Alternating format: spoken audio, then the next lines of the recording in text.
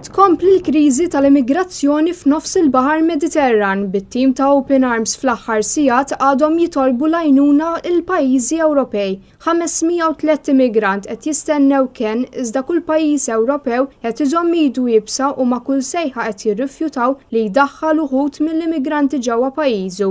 Hekk kif ninsabu fl-istaġun sajfi, iktar immigranti qed jaħarbu mill-Libja. Il-bastiment Open Arms 13 il-ġurnata ilu kien salva madwar 160 immigrant. Issa n-numru naqas għal madwar 147 immigrant abbord il-vapur e kif it-tlieta ntalbet assistenza medika għal tarbija abbord. Il-Gvern Malti aċċetta li jdaħħal lit-tarbija u l-familja tagħha ġewwa pajjiżna iżda helikopter li ntbagħat minn pajjiżna ma rnexxilux itellagħhom. B'hekk iktar tard huma ttieħdu Lampedusa. Fl-aħħar jiem abbord Open Arms ġew imsejħa psikologi minħabba s-sitwazzjoni li l-immigranti kienu għaddejjin minnha qabel ħarbu minn pajjiżhom, fosthom li kienu vittmi ta' abbuż u vjolenza.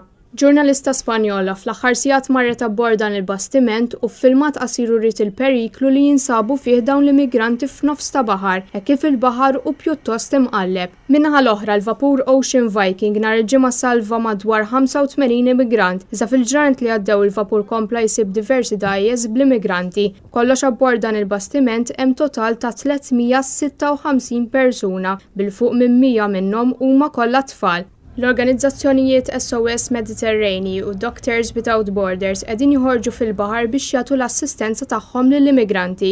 Żewġ organizzazzjonijiet saħħu li s-sitwazzjoni qed tiggrava u hemm bżonn li jinfetaħ xi port biex jingħataw l-għajnuna. L-għaqdiet li qed isalvaw l-immigranti qed jirrifjutaw li jieħdu l-immigranti lura l-Libja minħabba l-fatt li jkunu qegħdin jitfgħuhom lura f'sitwazzjoni ta' abbuż u vjolenza.